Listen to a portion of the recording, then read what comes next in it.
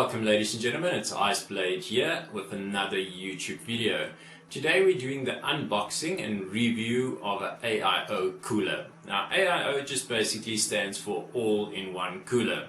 So it's one of, in my opinion, 3 aftermarket cooling solutions that a normal person would look at, which would be air cooling, your AIOs, and then custom loop liquid cooling.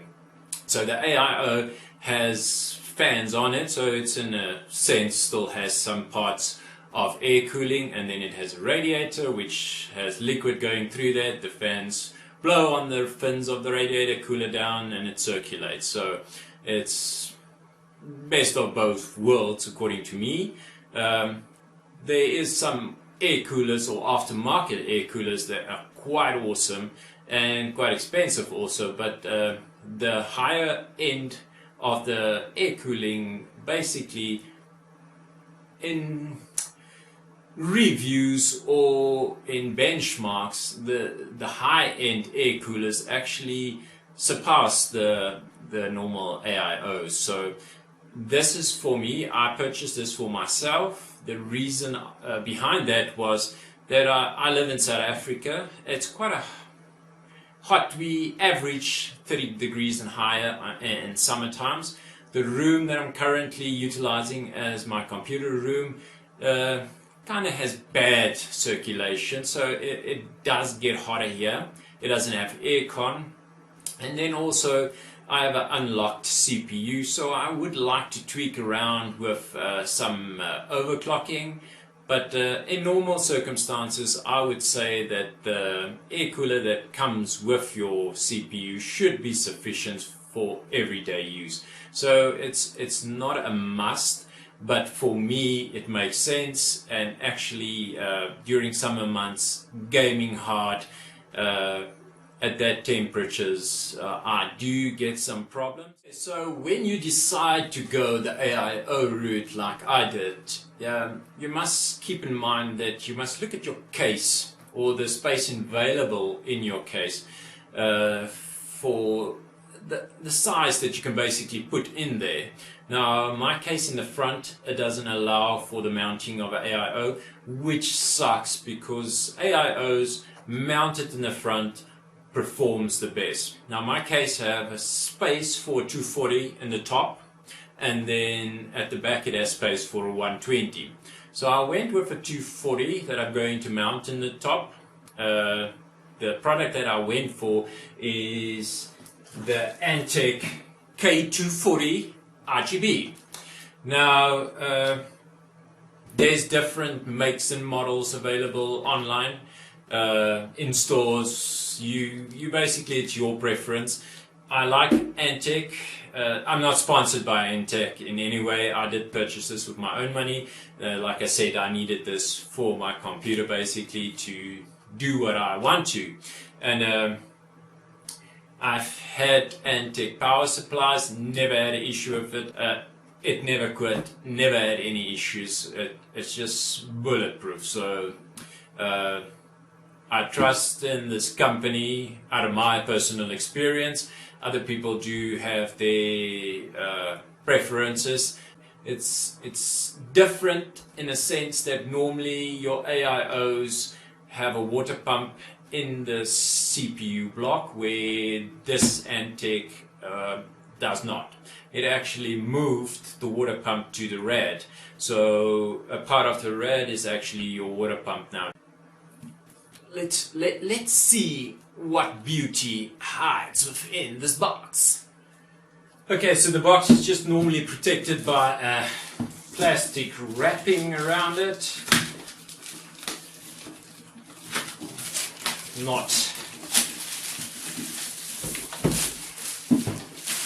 don't think it's a unwrapping, it's supposed to be unboxing.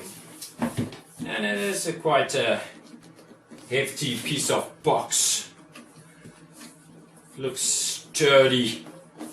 There's no stickers, or basically that was plastic which cover for that. Just a piece of foamy there. We have our manual. We'll go into the specs and whatever just now. The box is neatly packaged. I mean, nothing would ever move in there, so you get your product the way that you want it. Okay, inside we do have two 120 fans, and that's where you get to the 240. Normally you get I have three basic sizes I looked at. Your 120s, it's a one fan setup. Then your 240s, it's a two fan setup. And then your 360s, I have seen in forums some people talk about a 480. It's like a unicorn or a beast or something. I've never seen any of the 480s personally. I've never even seen it online or locally. So what I went with is, like I said, my case allows for a 240, so that's what I went with, a 240. You have your two fans doing the 240, and then your basic 240 rad, where you mount your two fans on it, and then your CPU block. I'm just going to have a look at the CPU block, because one of my friends posted he received the AIO, and then the CPU block actually had rust on it, so it seems due to the shipping on the ocean. Mine is beautiful, it's clear, it has already there's thermal paste applied to it already, which is great. I'm going to trust Antec's thermal paste there. And then just basically you have a bag full of different motherboard mounts for your different CPUs and all your screws. It's actually brilliantly put out. You have each bag is labeled. This is the transit line, and then you have AMD CPU mount, Intel CPU mount, and then the backplate. These AIO coolers, also with the expensive air coolers and the heavier air coolers, they have a backplate that basically comes at the back of your motherboard, and then your mount goes on this side where your CPU goes, and then that just makes it a stronger bond, if you can say that, or just keeps it where it's supposed to be. Other bag is labeled 2011 screws and then bottom screws. So we have a small triangle here where it was tested and by who it was tested, and it passed. My AIO passed the test. I have a clever AIO. And then we have another bag. I think these ones would be the RGB stuff. Cabling for fans. RGB2, RGB1, RGB2. Yes, RGB cablings. And then it's empty. It was over so fast.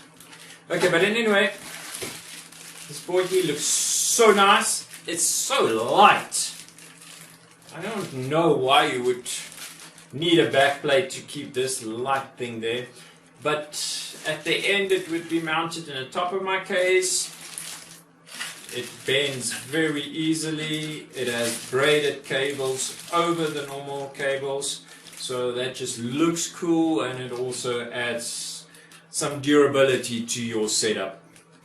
Now, like I said, normal AIOs had the water pump in here, and like I understand now, this section of the rad would be the water pump in this specific setup.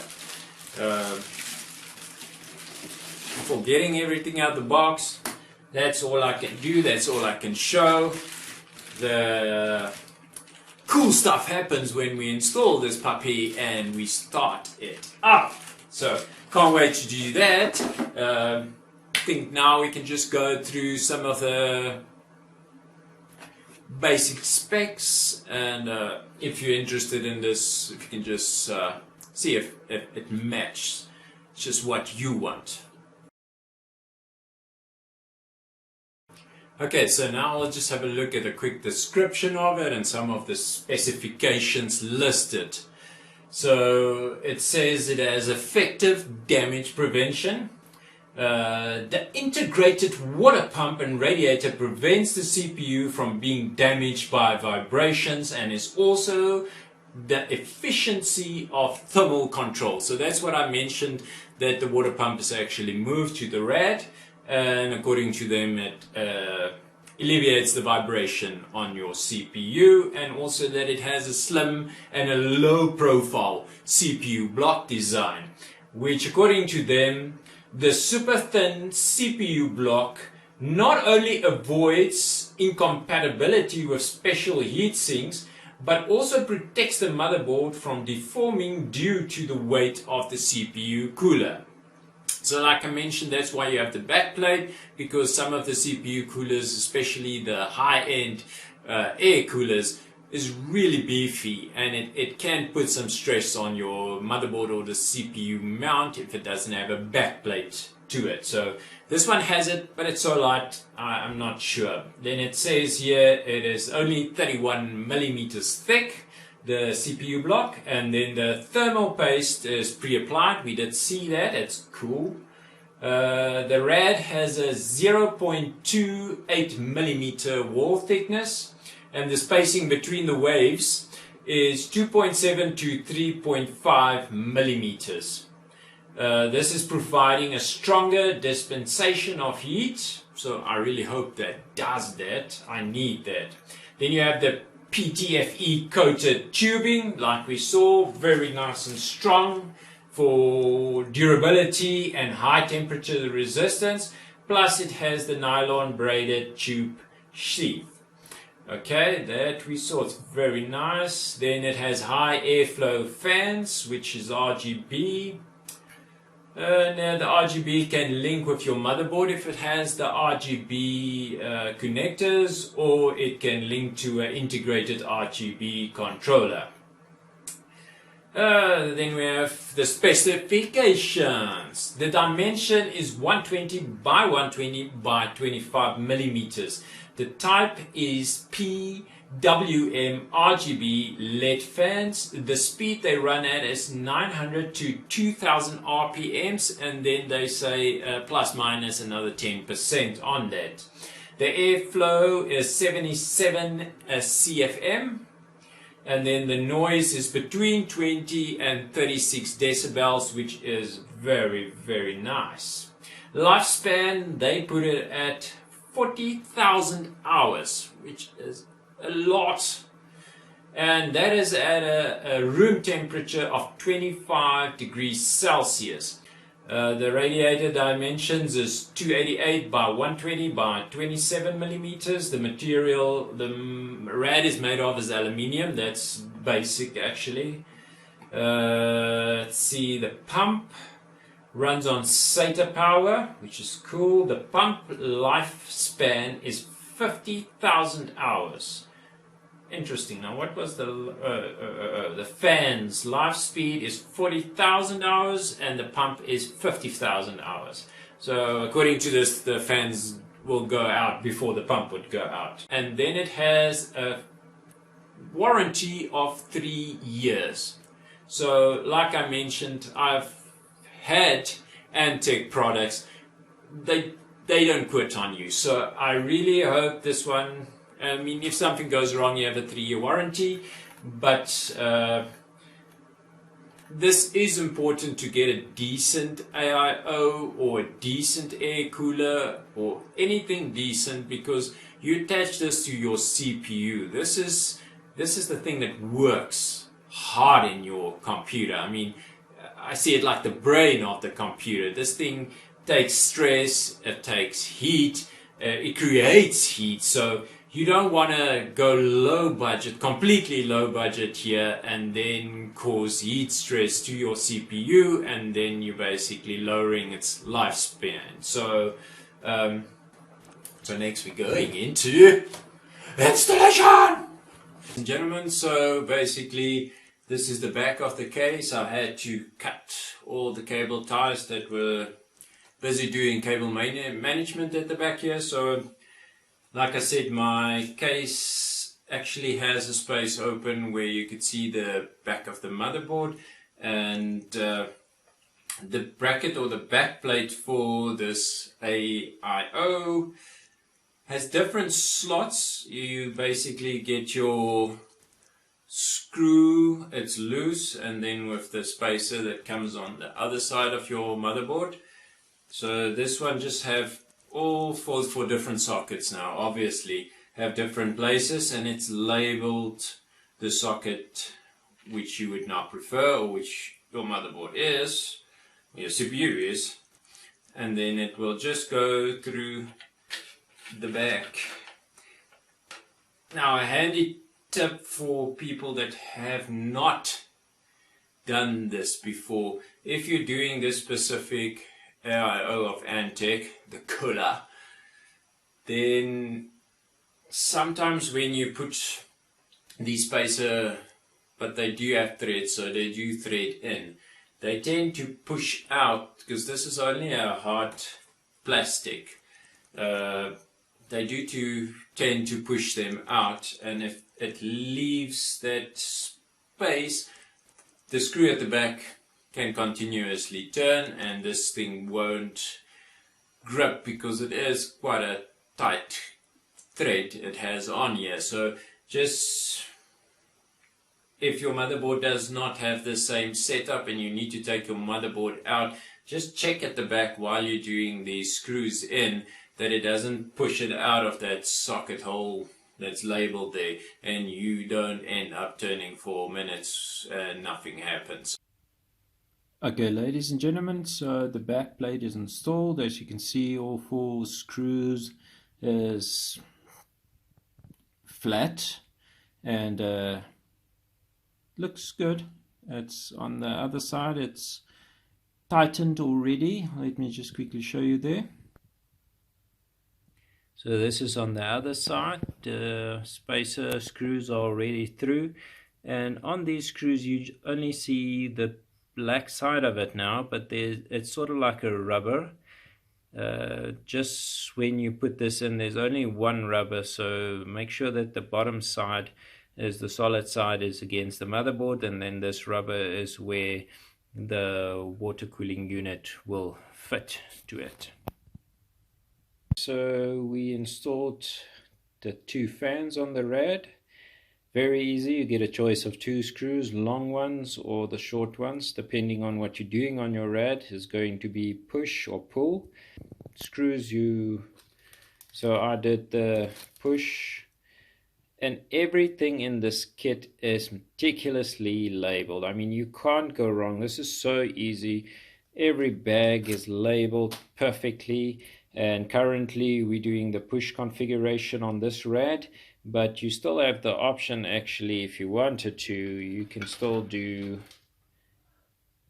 I took the 2 fans out of the case now to make space for this rad. So basically you could do, if you have enough space, a push-pull configuration. It really just moves the air faster and more efficiently through your rad. So if you can do the push-pull, go for it. It's really a good choice. Okay, ladies and gentlemen, so the rad is installed. Now next step would just basically be our CPU block. It's got some thermal paste pre-installed, so we just remove this plastic protective layer, and then it's going on to the CPU, and also the twisting of this is going to be nasty. If we look at this, it should now twist like this. Yep, it's going to be not fun. Okay, so our CPU block is in, and now remember, when you do your screws, don't put in one and tighten it to the maximum and then do another and tighten it to the maximum. Do it like a crossover. I normally start with top right and then bottom left, and then top left and then bottom right. Okay, ladies and gentlemen, so everything is installed. Rads in, fans in, and I added a 120 at the top as well, so I have a sort of like a push and a semi-pull just to get hot air out faster help the rad do its work. Actually scared to switch it on, I don't know why, but let's see what's going on here.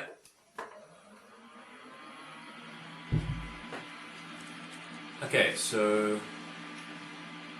there's power, there's lights, and no error beeps, so that seems cool. Okay, then this is the RGB controller for the AIO, so let's see, I see it as a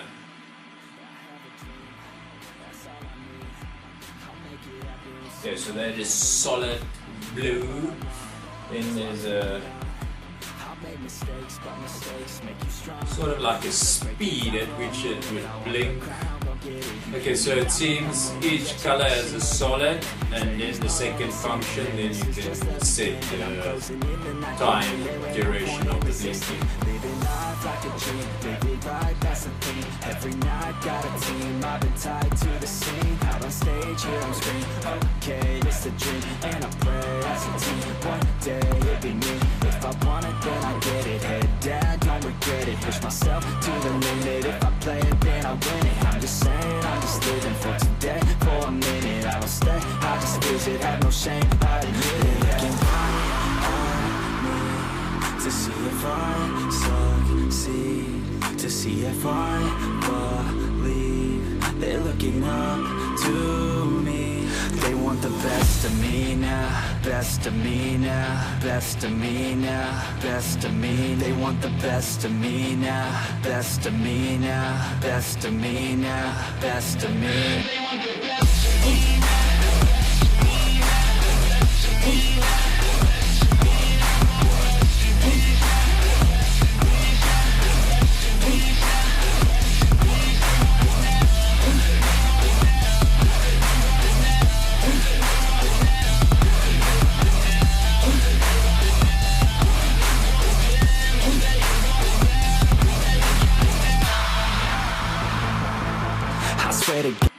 And that's that. It seems it was a success. Now I just need to plug it in at the screen, run some benchmarks on the GPU, see what the temperatures are there, and then on the CPU as well, see what the temps are there.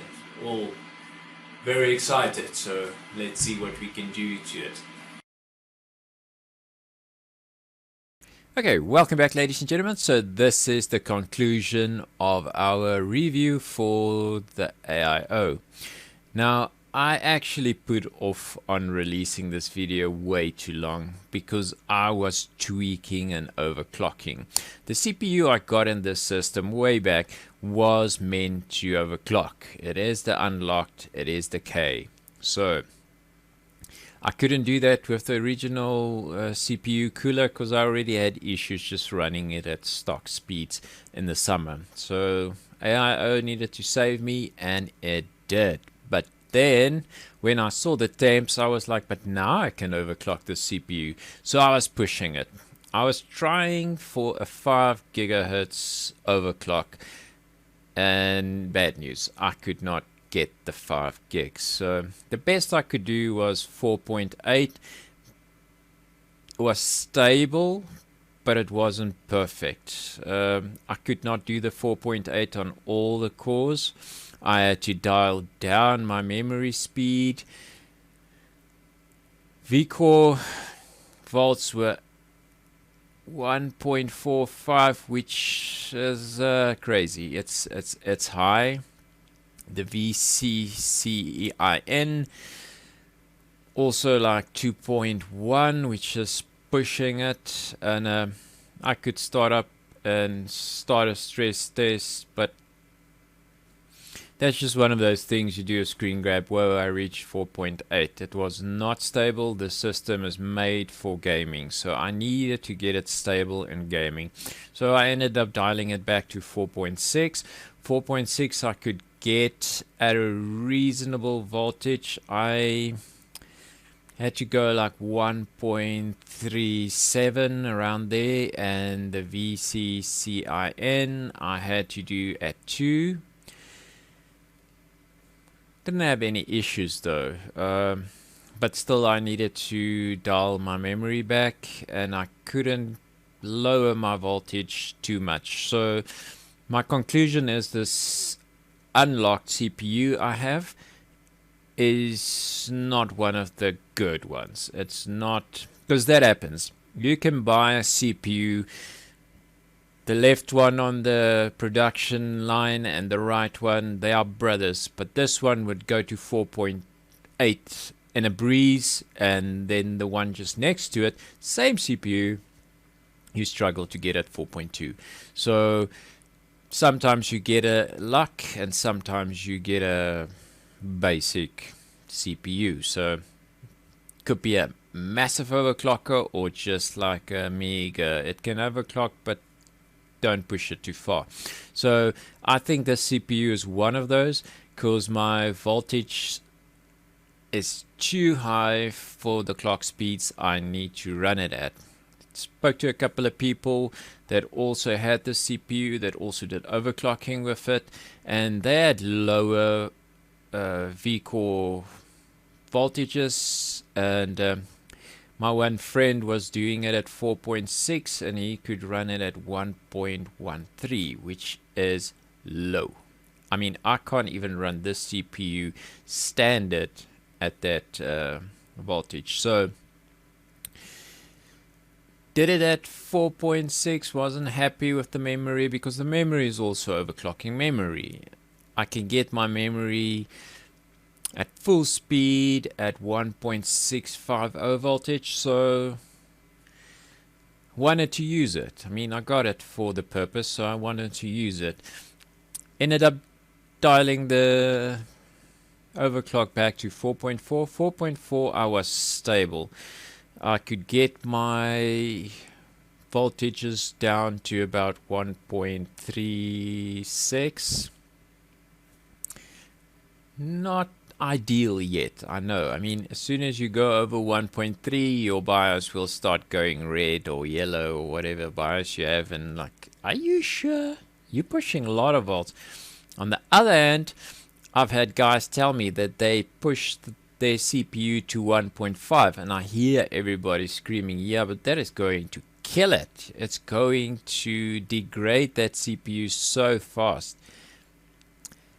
His answer was, I'm waiting 3 years for that to happen. Please inform me when that will happen. So this guy's been pushing his CPU at 1.5 volts for 3 years, got it to be stable, and he has no issues.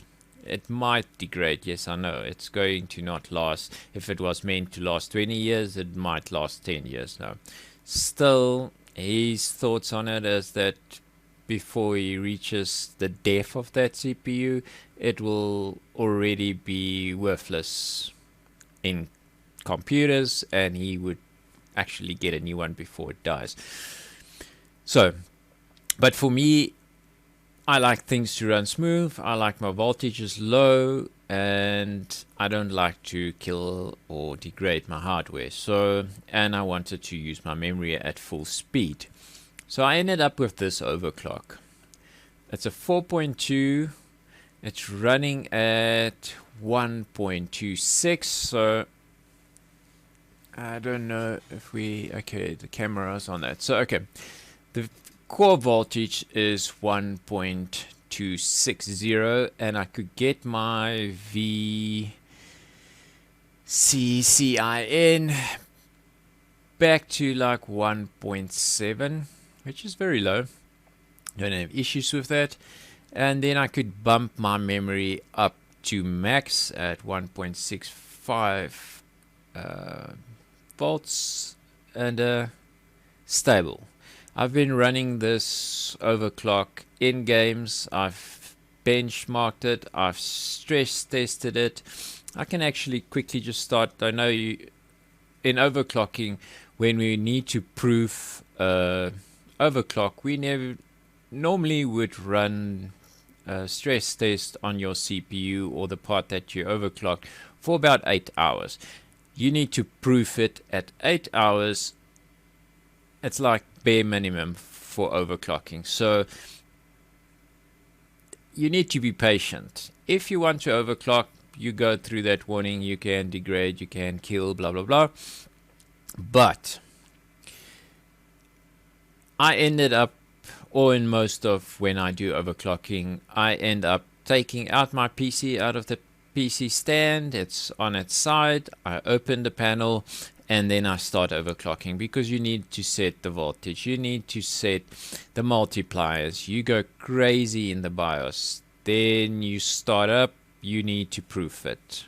If it's stable, you go back to the BIOS, you start pushing it. So every time you do overclock and you need to run an 8-hour stress test, I mean, you can imagine if you go, this CPU is 3.4 gigahertz, so if I go to 3.5, do 8-hour stress test, go to 3.6, do 8-hour stress test, going to go days. So we do get sort of like impatient, and you get an indication of where the CPU can go, and then you try to reach that zone and then start dialing back. Now if you do overclock too far, you can either just the PC won't start up, Windows will blue screen, or worst case, your whole PC would just not work. You can't even go into the BIOS then. So then you need to reset CMOS, start over again. So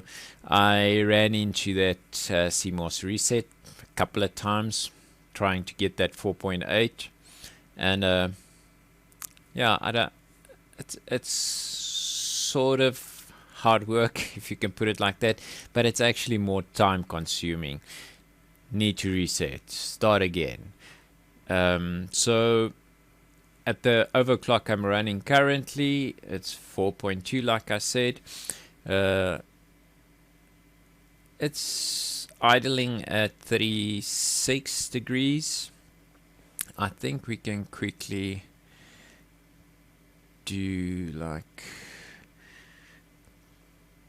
just a small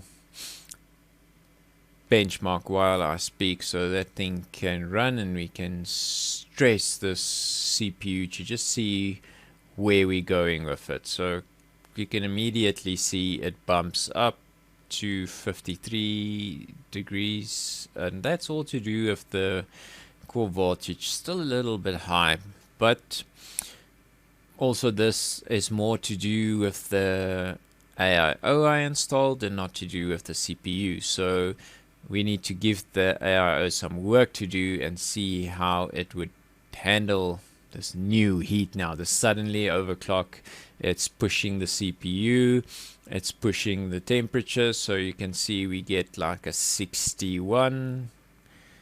It goes up. So need to check at which overclock you get a cool temperature as well. So I mean, I could get the 4.8, but I idled at this temperature. So I know I can go to like 90, 95, and then the CPU will throttle. So at the bottom there you would see it says thermal throttling no. As soon as you go over a certain degrees on the CPU, it will start to throttle itself and lower itself to protect the CPU. So you need to get a stable overclock, you need to get it stable at 8 hours of stress testing, and you need a good temperature on that, and then you need to not let it thermal throttle. So yeah, a lot of work, a lot of patience you need doing that, but this is why I'm running it at 4.2. I mean 4.4 I would say is a sweet spot for the CPU. Okay, so stress test finished, benchmark, CPU benchmark finished. We had a top of 67 degrees, so that is fine for me. I mean, this was my normal temp on the standard cooling solution, and for me to stress and bench the CPU, and that is the max temperature, I say the AIO is doing what it's supposed to, and it is a success. Now the AIO is not front mounted. I would advise anybody to go front mounted if their PC case allows for it. Mine is top mounted, so The negative part of that is that it does use the warmer air inside of your case and pushes it through your rad now. So, but I use a push-pull config on it and makes a huge difference. So if you need to top mount, push-pull. If you can, front mount. Awesome stuff. So I think this is a success. I can advise anybody to buy this specific AIO or any AIO if you want to do a little bit of overclocking, or if you just have like a heat issue, the same I had. This sorted me out. So got it for a heat issue, and then it was like the devil on a shoulder, but now you can overclock this puppy. And yeah, I had to. I just had to. I have it. I need to use it. So yes, you can push your CPU. This thing got me to a 4.8 and still didn't have 90 degrees to deal with. So yes, if there's any questions about the installation of the AIO, any recommendations that you want, or any feedback if you have the same AIO I have, or with different ones, or even overclocking if you have the same CPU and want some assistance or stuff. But like I said, you could get the brothers on the production line, and mine, I still say mine is not the one of the lucky ones. It's not one of the good overclocking ones. Yours could be the beast next door and could go to 4.8 like a dream. So it's always difficult. People, even friends, were like, yeah, but okay, just give me the core voltage and your VCCIN and your multiplier, whatever. I'm going to put that into my BIOS. It's not that simple. You basically need to have the same motherboard as I do. We need, like I said, the CPU is going to be never the same. So you can't give someone your core voltages and then it will suddenly work on their side. You might actually kill someone else's hardware in doing that. So unfortunately, overclocking, there's no shortcut. You need to sit with your PC and you need to find where the sweet spot is. So mine is 4.2 for me, actually 4.4. I would say 4.4 on this CPU is the sweet spot. 4.4 for me is relaxed from 4.2, and it games like a beast, like I said, and it's a bit less than the sweet spot, but I have cool temperatures, never had any crashing issues or being unstable. I can stress test this thing for days. It doesn't go over that temp. It really works well with the heat, and it dispenses the heat. The other components, I can't pick up that it's overheating, like the GPU or memory right next to it. It's really an upgrade for my current system. So I think if it worked for me, it could work for you, or I hope so. So if you have heat issues like I had, this is a great option. You don't have to go for this specific brand, but I can give it a thumbs up. It really is doing what I wanted it to do, and it assisted me getting my temps low at normal clock speeds, at 3.4, what the CPU is made for. I normally idle at 20. Under stress I would go like 36, 37. So it really makes a huge difference in my current PC. You do get aftermarket air coolers, like I said.